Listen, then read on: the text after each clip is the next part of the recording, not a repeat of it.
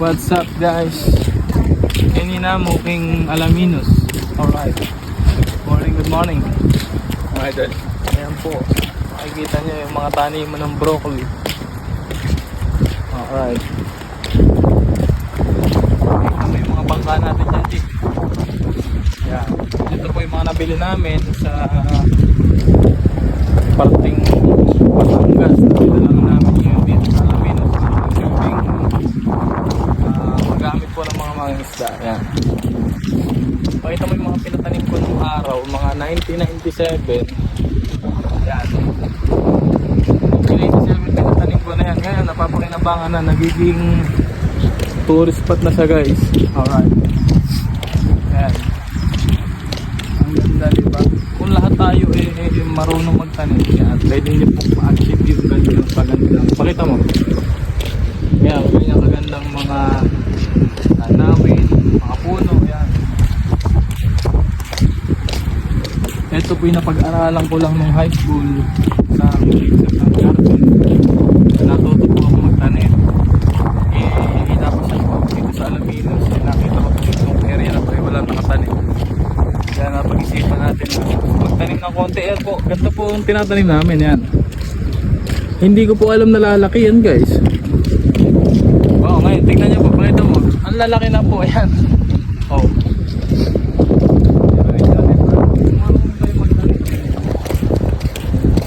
Ito po yung mga napundar natin mga bangka. Pakita mo boy. Ayan. Marami na po nakikinabang niyan guys. Yung mga bangka natin dyan. Ayan.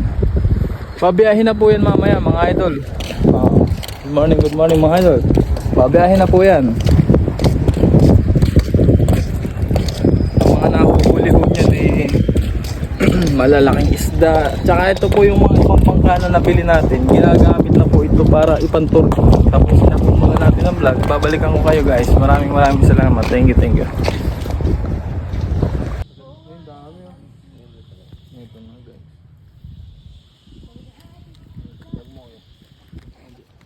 Hello guys, so papakita po natin yung mga fingerlings na pinahulog natin kay Berting. Ayan, inaalagaan po natin yan guys. Kung makikita nyo, ayan, ang dami po niyan, halos siguro nasa 50,000. Pero ito pa lang po yung spot na nalalagyan natin. Marami pa po tayong lalagyan doon.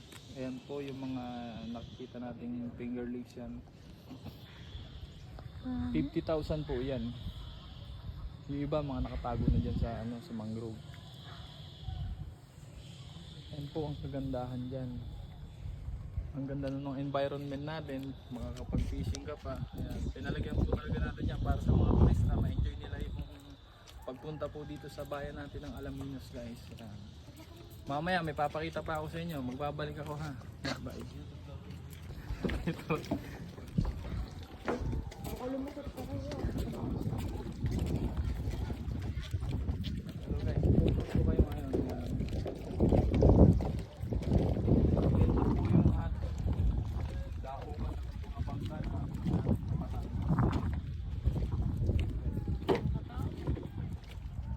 hala pa yung iba niya kasi bumiyahe pa. Mga nagpunta or talaga sa kanya. Ginagala nila yan. Ayan, yung mga live vest na yan. Yung mga sinasakit ng mga turista guys.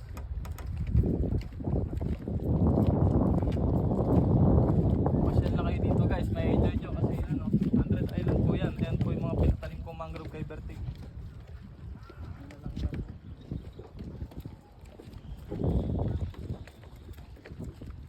Ngayong umaga medyo low tide pa. Mamaya baha na halo yan. Babaw pa na. Pupunta tayo dito sa ulo. Kaso dapat mag-iingat kayo kasi madulas.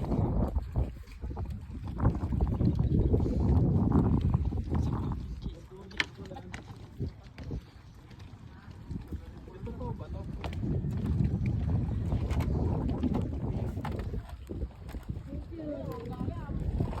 Hello guys, ito. Sasakay na tayo sa sa floating tulay. Ayan. Pakita mo yung floating tulay. Magalaw po yan. May mga balsa. Ayan po yung mga pinagawa natin. Ayan. Floating tulay po.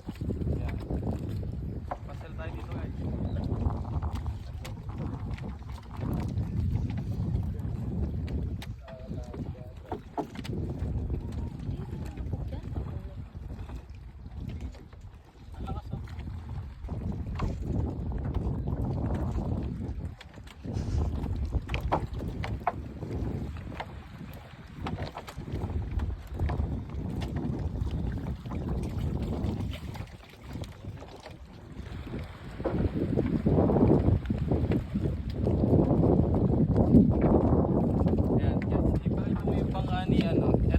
ginagamit ni Kuya Melchor, yung sweet bridge na yan, binabiyahin niya yan dito.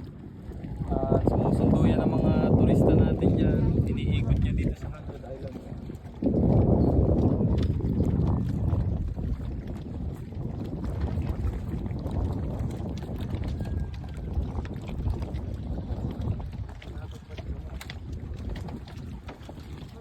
Matibay, ano?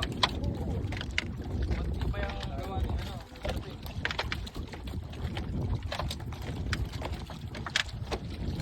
Yes, medyo mainit lang para tayo nasa ride.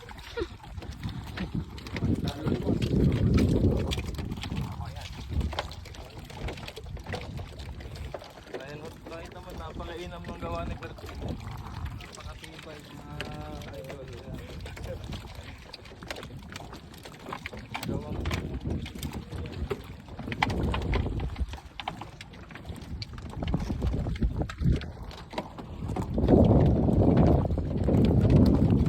ano makakahuli rin, hilo-hilo ka na pag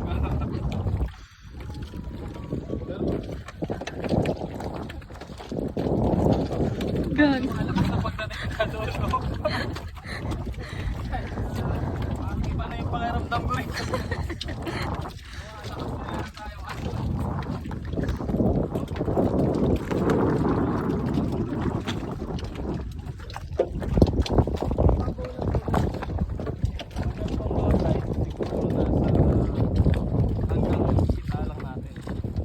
Pero pag high tide yan,